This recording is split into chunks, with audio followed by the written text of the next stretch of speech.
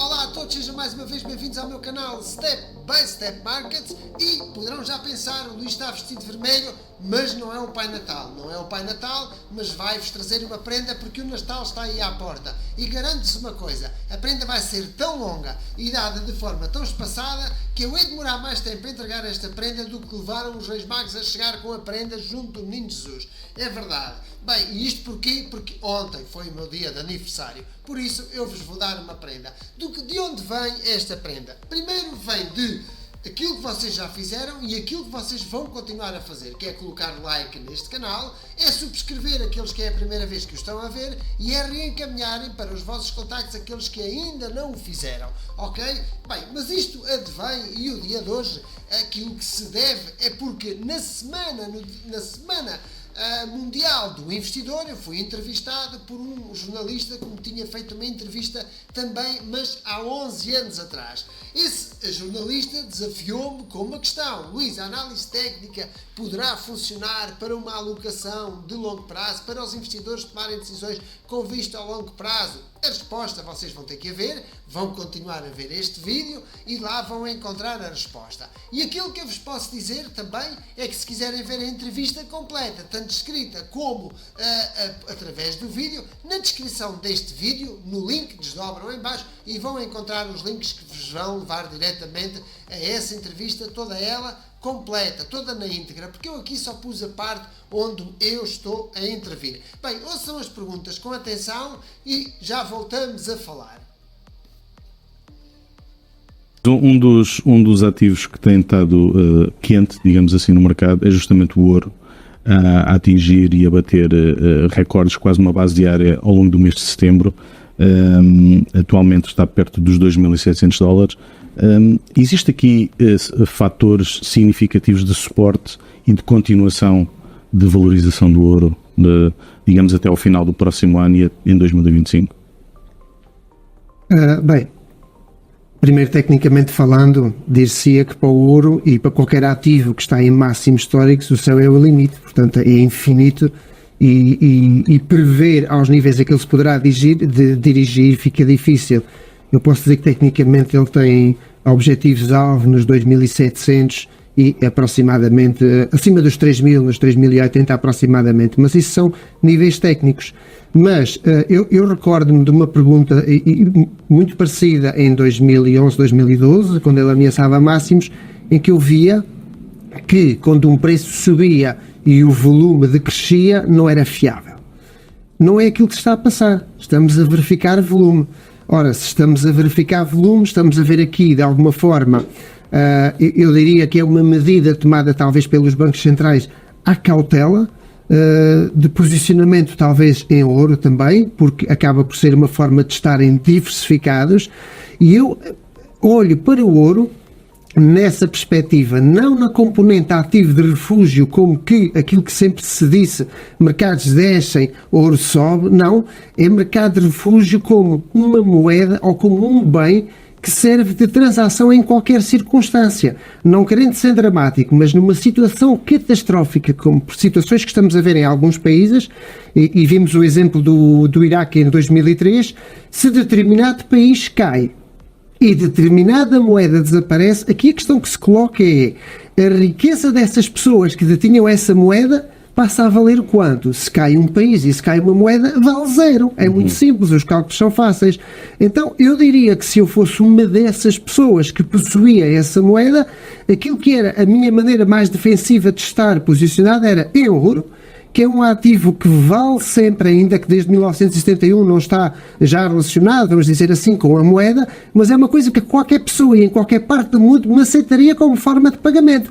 E depois de estabilizada a situação, após essa catástrofe, eu converto novamente na moeda que será a nova moeda ou a moeda antiga, mas toda uma forma protegida. E eu penso que é essa a componente, digamos assim, a proteção ou cobertura que se faz ao ouro. Eu dou muito o exemplo. Se eu propusesse a uma pessoa ir viajar para a Lua e estar ali 10 anos, ainda que não seja humanamente possível, essa pessoa, se converter o seu dinheiro em ouro, quando regressar, é muito provável que compre as mesmas coisas daqui a 10 anos que compraria hoje. Portanto, existe aqui um fenómeno valor e inflação. É mais nessa componente que eu vejo. No entanto, Essa perspectiva de refúgio, como falavas ainda há pouco, nomeadamente em termos de inflação, o que nós também verificamos é que, se na década de 70, por exemplo, isso foi claramente verdade, num período de forte estagflação, em que o ouro de facto tornou-se numa moeda de refúgio, verificamos, por exemplo, que em 2022 foi exatamente o contrário. Ou seja, a inflação disparou, o ouro manteve-se praticamente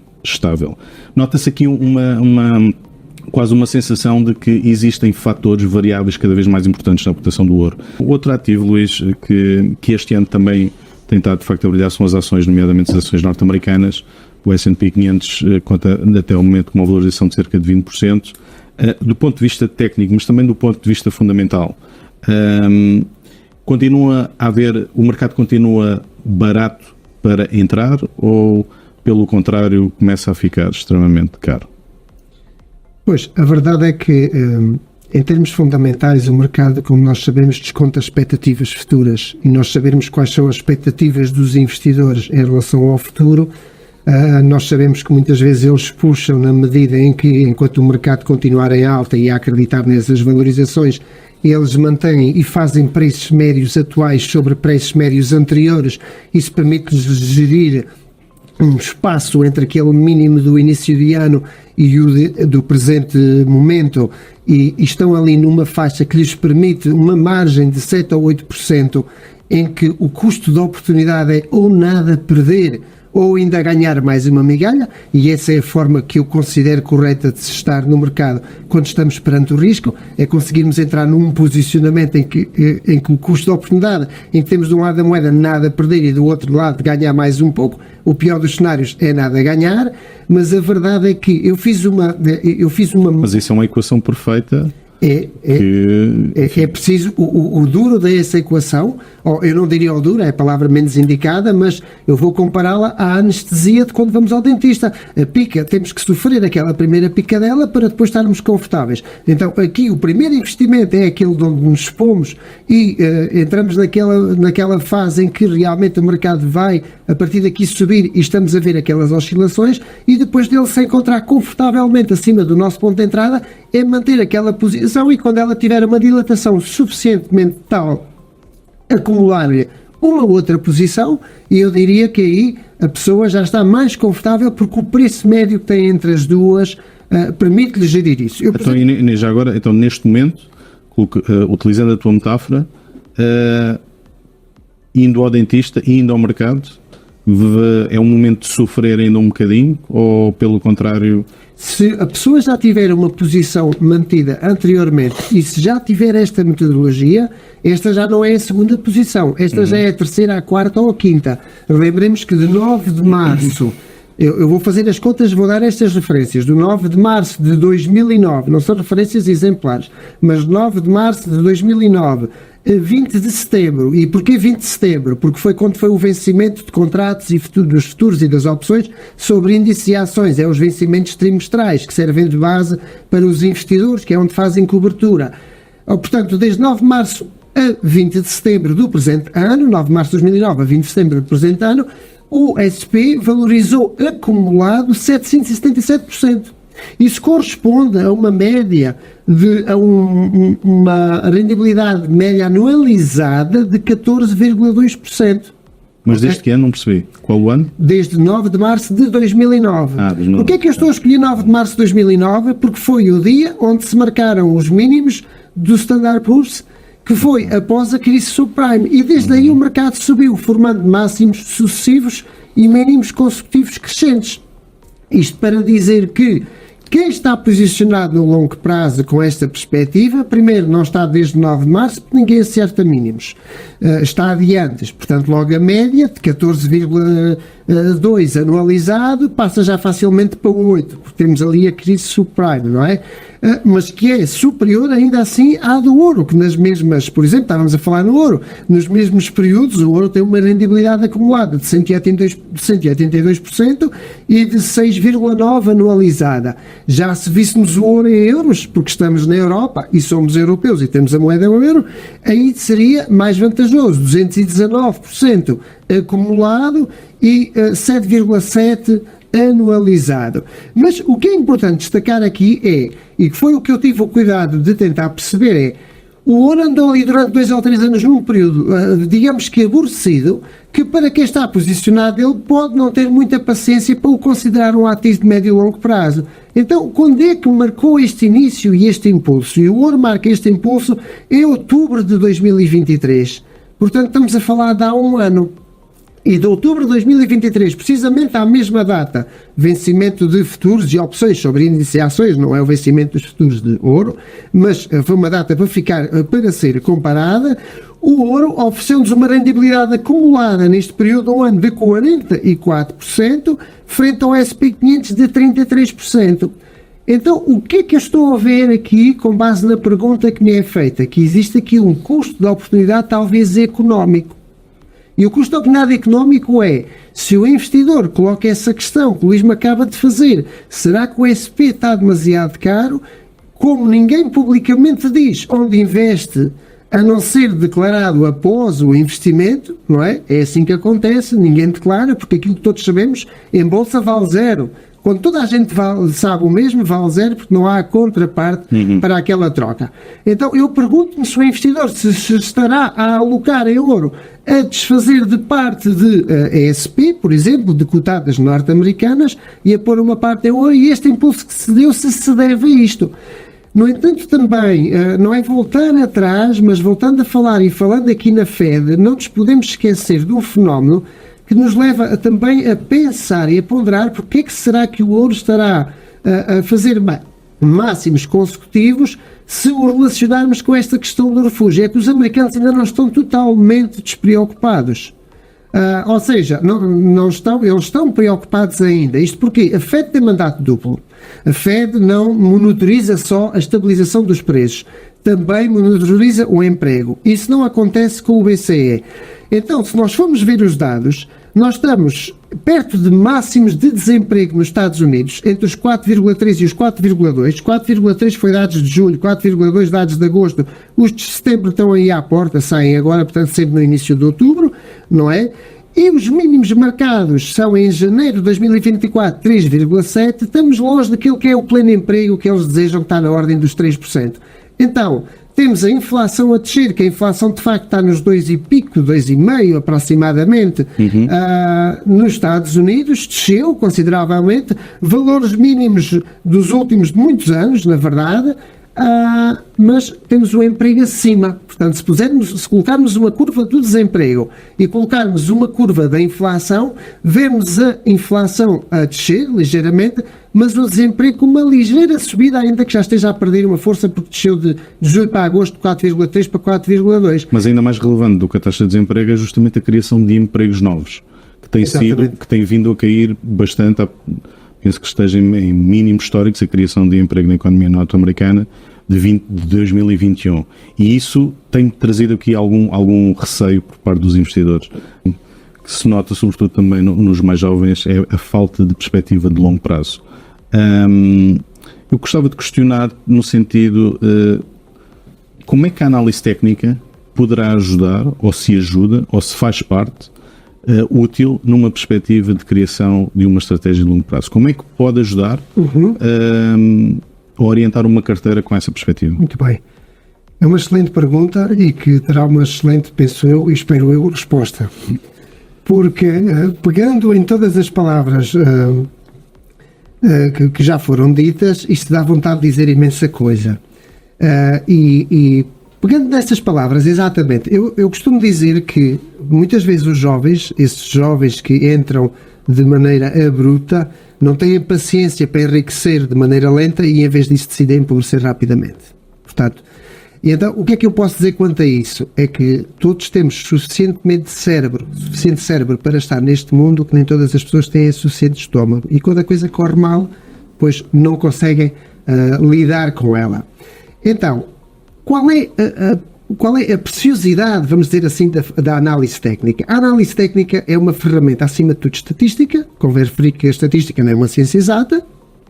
Visa em função de uma estratégia que se tente desenvolver e de certas métricas, obter uma esperança matemática positiva. Eu não vou dar o peixe, mas vou dar a cana. Ou seja, Vou dizer, como é que eu faço? Eu já dei este exemplo. Eu dei o exemplo do micado. Nós espalhamos o micado e começamos a tirar as peças mais fáceis até chegarmos à última. A análise técnica faz-nos esse trabalho.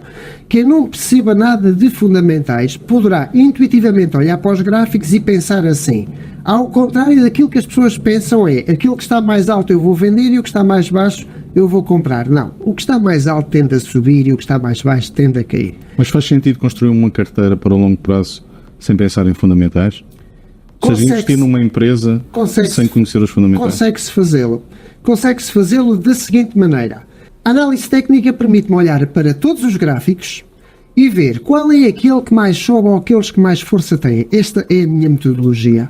Eu olho para aqueles que mais força têm e seleciono 2 ou 3. E depois quero detectar coincidências puramente técnicas. Porque a análise técnica desconta aquilo que estão a fazer os investidores. Eu até digo em tom de piada que eu tenho imensos analistas a trabalhar gratuitamente para mim. Que é aquilo que eles estão a fazer, eu estou a ver nos gráficos. Depois eu quero ver dentro desses índices que mais sobem se existe uma relação, pegando aqui nas palavras do DAX e do SP, se o setor tecnológico sobe nos dois. Por dar um exemplo. Portanto, lá está, estou a dar a cana, não o peixe. As pessoas têm que procurar também. E então constatamos que sim, que é o que tem acontecido, e constatamos que neste ano o setor financeiro tem tido uma grande força por causa também dos juros, porque aumentou as margens, não é? Pronto. Então constatamos que há aqui um portfólio, há aqui umas carteiras, há aqui um setor interessante, 2 setores ou 3 setores que são um padrão e que se identificam em todos os índices, nos mais importantes. E depois eu quero ver dentro desses setores quais são as cotadas que empurram esses setores. Quem é que vai na frente a puxar esses setores? Como o tornó do Pai Natal. Quem é que vai na frente a puxar? Quem é que tem mais força? E é precisamente esta analogia. O que vamos constatar é que não vamos encontrar uma carteira que me vai deixar sentado durante 20 ou 30 anos a obter mais-valias, mas vamos ter que fazer o trabalho que fazem todas as pessoas, de maneira inteligente, que é ir rodando a carteira trimestralmente, ver o que é que acontece nos tais vencimentos, contratos, futuros e opções e perceber se há vencimento. Portanto, agora vê-se um decréscimo do setor da banca, vê-se uma nova recuperação após uma desvalorização do setor tecnológico, vê-se novamente o início de uma recuperação e este trabalho a ser feito é possível ir rodar a carteira e fazer fazer essa comunicação, a pessoa com o gráfico e sem perceber muito fundamentais. É como se a pessoa estivesse numa ilha deserta, sem acesso a informação nenhuma, a não ser com gráficos. E consegue, de maneira, eu até diria que responsável e com cautela, fazer a sua gestão num gráfico semanal, com gráficos diários. Isso é possível de fazer. Isso é possível e é possível demonstrar. E demonstrar porque vou aproveitar a pergunta que foi feita sobre a literacia financeira. Eu, como estou sempre a investir em formação, porque sou um bocado viciado em formação, terminei este ano um MBA em Data Science for Finance, portanto, ciência de dados, onde se mete a investigação. Eu quis perceber como é que os algoritmos pensam, como é que é a inteligência artificial, como é que é isto do Big Data, do Machine Learning e todas estas questões. E a minha tese foi precisamente essa.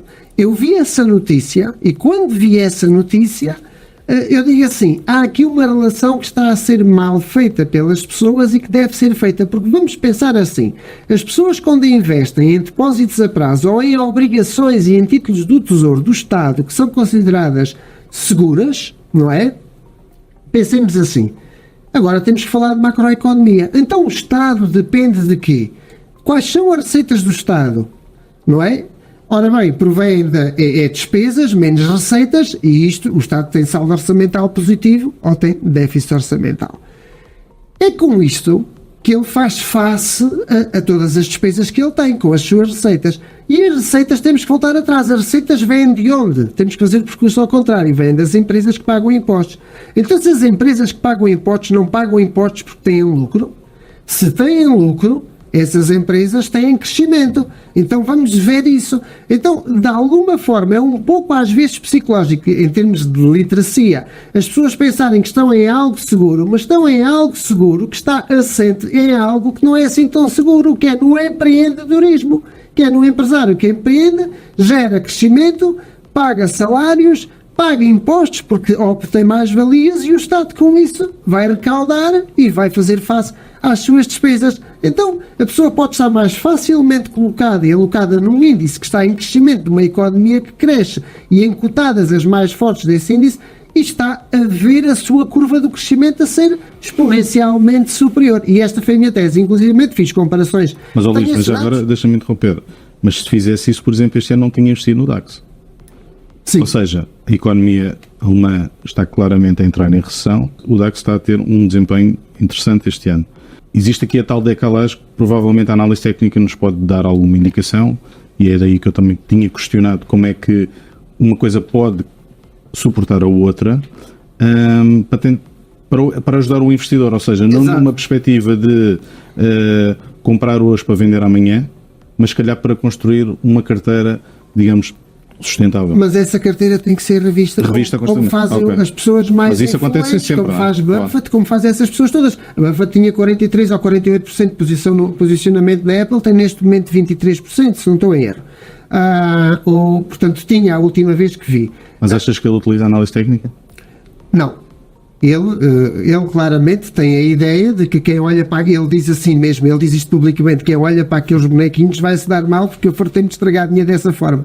E ele diz isso. O problema é que se confunde e se mistura o conceito de análise técnica com o jogo, porque a análise técnica é matemática, são conexões de vetores, é estatística e as linhas nascem desses vetores e desses limites que se explicam matematicamente. Mas a análise técnica faz esse trabalho. Por exemplo, aquilo que se falou do DAX desvalorizar. Primeiro, eu falei quando disse que todos têm a suficiente cabeça, nem todos têm a suficiente estômago, é precisamente para aguentar essas oscilações. Portanto, tem que haver uma tendência com máximos e mínimos crescentes e ao longo do tempo ela tem existido e no muito longo prazo existe. As pessoas não podem estar a querer adivinhar máximos e mínimos porque é aí que a coisa não corre bem. O que as pessoas depois podem fazer é ver, aqui há sempre, porque os fundos têm regras. Eu lembro-me de ter estado num fundo na Alemanha em que não poderia existir mais de 25% em liquidez. Portanto, tem que haver uma alocação. Com uma exposição também determinada de títulos. E a minha exposição nesse momento, quando eu estava nesse fundo, a minha exposição era, eu pensei de uma maneira lógica e vou transmiti-lo. Toda a gente lava os dentes, quer esteja em crise, quer não esteja, toda a gente tem que lavar as mãos, toda a gente tem que tomar banho, ou seja, aqueles produtos que são os não cíclicos ou defensivos, não estou a fazer recomendações diretas, mas onde estão as Protect Gambles, onde estão as Colgates, são coisas onde estão a Renova, por exemplo, esse tipo de empresas, não é? Johnson & Johnson. São empresas... Ou seja, isso é uma perspectiva de análise claramente fundamental. E eu questiono... mas o gráfico responde-nos a isso. O gráfico dá-nos isso. Portanto, nós vimos que na crise, por exemplo, subprime, o único setor que se manteve mais ou menos estável foi o food beverage e foi o healthcare, portanto foi a saúde, foi as medidas de bebida, porque as pessoas todas precisam de comprar álcool e algodão, independentemente de haver uma crise ou não, e todas precisam de comprar pão e leite e papel higiênico lá para casa, independentemente de haver crise ou não. Como é que os investidores podem retirar partido das suas poupanças? Fundamentalmente é procurar informação, procurar conhecimento de várias estratégias. É que às vezes as pessoas não se conhecem. Não se conhecem e muitas vezes... Esse é o problema. As pessoas fazer o que o amigo está a dizer. Exatamente. Às vezes as pessoas querem ouvir do amigo que aquele investimento foi bem feito, mesmo estando a perder, que ele acredita para se sentirem confortáveis.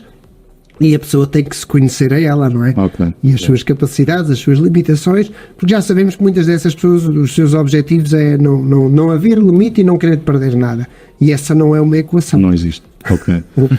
Muito bem, e se prestaram atenção aos detalhes e às questões que foram colocadas e às respostas dadas, percebem agora porque tenho escolhido o ouro nos exemplos que dei anteriormente. Ok, e porque escolhi a Nvidia?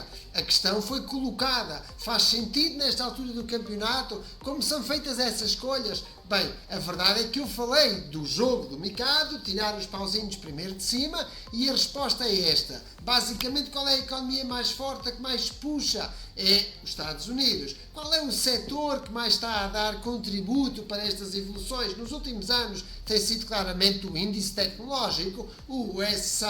E qual é a cotada que nos últimos tempos tem empurrado muito esse índice 100? Portanto, tem sido a Nvidia.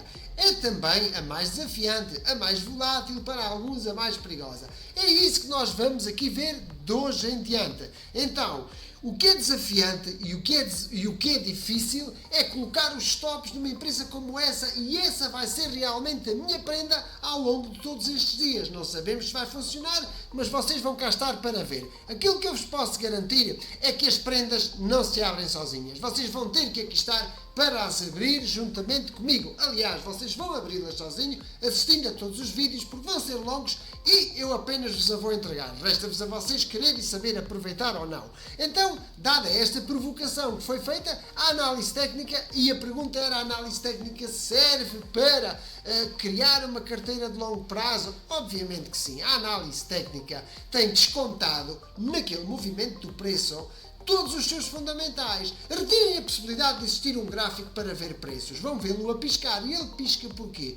Pelas interações dos seus fundamentais. Então o gráfico é só uma forma de visualizar o preço. Eles já se moviam pelos seus fundamentais. E a análise técnica ajuda a identificar intuitivamente. Portanto, claramente, sim, é apenas importante é saber como olhar para ela, como identificar os movimentos e como tomar decisões baseado nisso. Então, dado isso, eu vou aproveitar o trabalho que já está feito e é com base nos pivot points que vamos construir provas de que o longo prazo pode eventualmente funcionar, mas se não funcionar e se não correr assim tão bem, fazer uma gestão, e vou aproveitar, e essa vai ser a minha prenda, a tentar transmitir como criar uma gestão de maneira que não ponhamos o nosso capital em perigo ou que fique o mínimo possível em perigo. Essa é aquela que vai ser a minha prenda e a vossa vai ser, porque eu também quero receber prendas, também tenho direito, colocarem like, é subscreverem e não se esqueçam, no link da descrição vejam a entrevista completa com todos os seus intervenientes, com todos os seus autores,